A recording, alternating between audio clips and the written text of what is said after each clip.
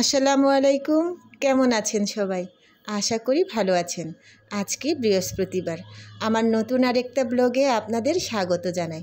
সকাল থেকে আজকের ব্লগটা শুরু করেছি। এই যে দেখেন, মেঘাচ্ছন্ন আকাশ। আমার খুবই পছন্দসই একটা আবহাওয়া, বড্ড ভালো লাগে। বৃষ্টি নামলে আরও ভালো লাগবে। তো কেমন আছেন আপনারা? এই সোশ্যাল নেটওয়ার্ক এমন একটা প্ল্যাটফর্ম, দেখা না হলেও কেমন সবার খবরাখবর নেওয়া যায়, কেমন আছে না আছে সেইটাও শোনা যায়, আবার কি করছে সেটাও জানা যায়, তাই না? এই ফেসবুকটা এসে বা এই সোশ্যাল নেটওয়ার্কটা এসে আমাদেরকে বড্ড সহজ করে দিয়েছে আমাদের জীবনধারাকে। আমরা বাসায় বসে কে কী করছি না করছি, বিশেষভাবে যারা ডেইলি ব্লগ করে বা আপনার নিজেদের এক্সপেরিমেন্ট যারা এই সোশ্যাল নেটওয়ার্কে শেয়ার করে, তাদের কথা বলছি আর কি। আমার কথাই বলছি। আমি প্রত্যেক দিন কী করি না করি সেটা শেয়ার করার চেষ্টা করি। তো আগে এইভাবে করতাম। আগে যখন আমার আরেকটা পেজ ছিল, যে পেজটা আমার হ্যাকারের কবলে পড়েছে, সেই পেজটা যখন ছিল তখন প্রতিদিন ভিডিও বানাইতাম। কিন্তু তারপরে যে হ্যাক হওয়ার পরে মন মানসিকতা খুবই বিক্ষিপ্ত হয়ে গিয়েছিল, আর চাইনি বানাতে। তারপর অনেক দিন রেস্টের পরে আবার শুরু করেছি। এবার প্রত্যেক দিনই ব্লগ বানাচ্ছি, কি করছি না করছি সেটা শেয়ার করছি, বা আমি কি করি সাধারণত সেটা নিয়েও শেয়ার করছি, আমার অভিজ্ঞতাগুলো শেয়ার করছি। এইগুলো থেকেই যাবে, তাই না? আর আমিও আপনাদেরটা জানতে পারছি। তো আজকে বৃহস্পতিবারের দিন আমি চাইছিলাম যে আজকে খুব সাধারণভাবে রান্নাবান্নাটাও করব, আর আগামীকালকে যেহেতু শুক্রবারে তো একটু আলাদা বিষয় আছে এই কারণে। কিন্তু কোথায় হলো বলুন? সেই গর্জিয়াস খাবারই হয়ে গেল, মানে যতটুকু পারা যায়। এই সকালবেলায় বাচ্চারা স্কুলে কলেজে যাবে, এই কারণে ওদের জন্য বানালাম হচ্ছে ডাল দিয়ে, এই ডাল বেটে তারপর তার সাথে 2টা ডিম মিক্স করে একটা ডালের কি বলবো, এটাকে ডিম ভাজি বলবো না ডাল ভাজি বলবো, সেটা বুঝতে পারছি না। তো আজকে করেছিলাম একটু সকালবেলায় ডাল ভর্তা, আর এই যে ডাল দিয়ে ডিম দিয়ে ভাজা। এটা কিন্তু খাইতে বেশ ভালো লাগে। আমাদের ভালো লাগে আর কি, অনেকের হয়তো বা ভালো নাও লাগতে পারে, তাও বললাম যে আমাদের কাছে বেশ ভালো লাগে। তো এটা আমি করে নিয়েছি আজকে। আর এই যে ডাল ভর্তা, হাতে মেখে চটকে ভর্তা বানাবো। আবার অনেকে দেখা যায় এভাবে চটকে ভর্তা বানানোটা একদম পছন্দ করেন না, কিন্তু আমার কাছে এই চটকে ভর্তা বানানোটাই ভালো লাগে। একটু চটকে বানিয়ে এটার সাথে কাঁচা সরিষার তেল ঢেলে খাইতে কিন্তু ভীষণ টেস্ট। তো আমি ভর্তাটা বানিয়ে নিয়েছি, আর এই যে ডিম ডাল ভাজা, এটাই আজকে সকালের খাবার। তো আজকে না বাজার ছিল না, মেয়েটাকে যে কলেজের বাসে উঠিয়ে দিতে গিয়েছিলাম, সেই সময় আমি বাজারটাও করে নিয়ে এসেছি। হালকা পাতলা বাজার, একটা মিষ্টি কুমড়া কিনেছিলাম, এইটুকু মিষ্টি কুমড়া, আর একটু কচু শাক নিয়েছিলাম, আর লাউ, আর আরেকটা জিনিস নিয়েছিলাম, সেইটা হচ্ছে দেখাচ্ছি আপনাদের, সেইটা তাল, আর একটা পেঁপে। এই যে এইটুকু বাজার আজকে করেছি, মানে 2 দিন যেন চলে সেইভাবে। তো এই বাজারগুলো নিয়ে এসে আমি এই তালটা প্রথমে ঘষে রসটা বের করে নিব। আজকে মন চাচ্ছিল যে একটু তালের বড়া খাবো, বা আজকে আরেকটা বিষয় চাচ্ছিলাম যে তালটাকে দিয়ে আজকে বিবিখানা পিঠা বানাবো।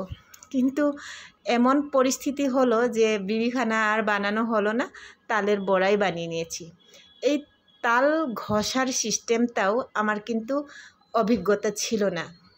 বাপের বাড়িতে তো কখনোই তাল ঘষার কাজ তো করিই নাই। বাসায় তাল যদিও বা অ্যাভেলেবেল তাল পাওয়া যাইতো, কিন্তু কিভাবে করতো সেটা কোনো দিন চোখেও পড়ে নাই। বিয়ের পর যখন শ্বশুর বাড়িতে গেলাম, তখন এই তাল ঘষার অভিজ্ঞতাটা হলো।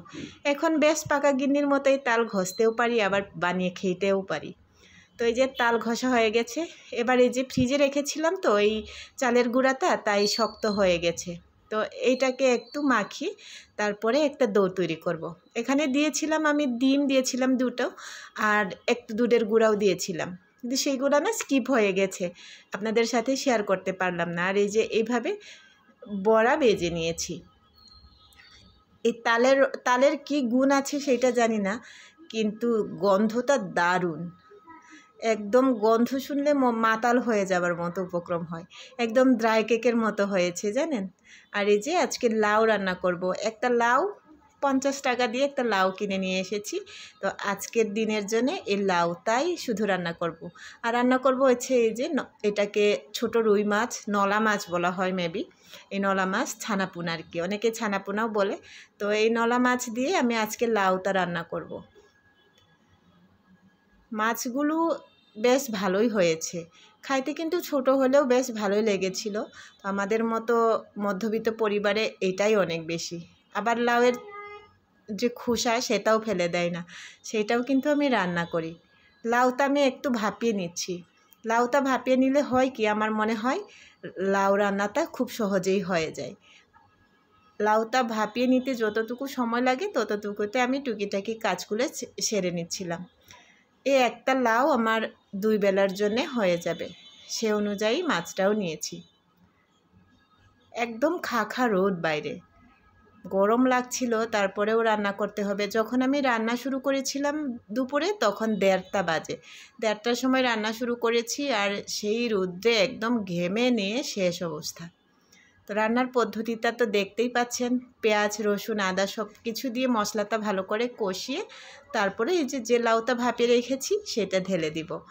তারপরে এটা বরফ চলে আসলে সব কিছু মাছ দিয়ে তারপরে পরিমাণ মতো ঝোল নিয়ে নামিয়ে নিব।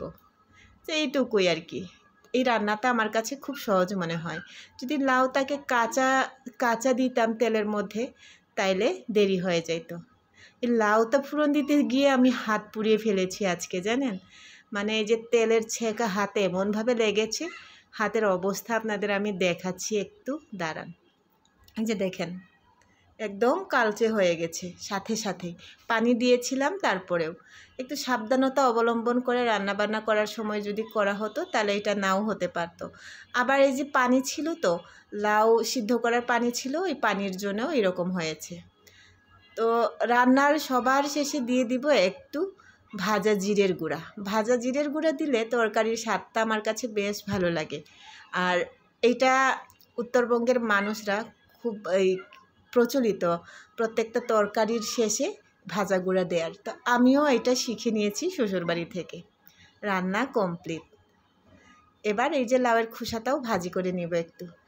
এটা পেঁয়াজ রসুন বেশি দিব না, শুধু একটু কালো জিরা দিলাম, আর যে পেঁয়াজ আছে অল্প একটু পেঁয়াজ দিব, আর হচ্ছে ভাজা মরিচ আছে সেই মরিচটাই দিয়ে দেব।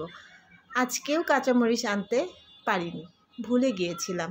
আজকে ভেবেছিলাম যে কাঁচামরিচ নিয়েই আসব, কিন্তু যখন গেলাম বাজারে তখন আর কাঁচামরিচ আনার কি হয়নি। এই যে আমার রান্না কমপ্লিট। আজকে রান্নায় মাছ, লাউ আর লাউয়ের খোসা, এটাই দুপুরের আয়োজন। তারপর এই যে রান্নাঘরের অবস্থা দেখেন, রান্নাবান্নার পরে বড্ড গোছালো হয়ে থাকে। এইগুলাকে পরিষ্কার করে রান্নাঘরটা গুছিয়ে তারপরে আমার কাজটা শেষ। যে গুছিয়ে নিয়েছি, সব কিছুই এলোমেলো করা ছিল, একদম পরিষ্কার করে গুছিয়ে নিয়েছি। রান্নাবান্না শেষ, এবার ওদের খাইতেও দিয়ে দিব, আর হচ্ছে আমি গোসল করতে যাব। এবার আমার কাজটা এই পর্যন্তই কমপ্লিট আজকের মতো। আবার রাত্রে যদি খাবারটা গরম করতে হয়, এমনিতে গরমকাল, খাবারটা না হয় গরম নাও করতে পারি। তো এই পর্যন্তই আজকে। আর আরেকটা বিষয়, মেয়ে যে পুডিং বানিয়েছিল সেটা তো আমি আপনাদের সাথে শেয়ার করতে পারলাম না। পরবর্তীতে কোনো একদিন আবার ওকে দিয়ে বানিয়ে তারপরে শেয়ার করব। আজকে এই পর্যন্তই। সবাই ভালো থাকবেন, কথা হবে নেক্সট কোনো ভিডিওতে। সেই পর্যন্ত আল্লাহ হাফেজ।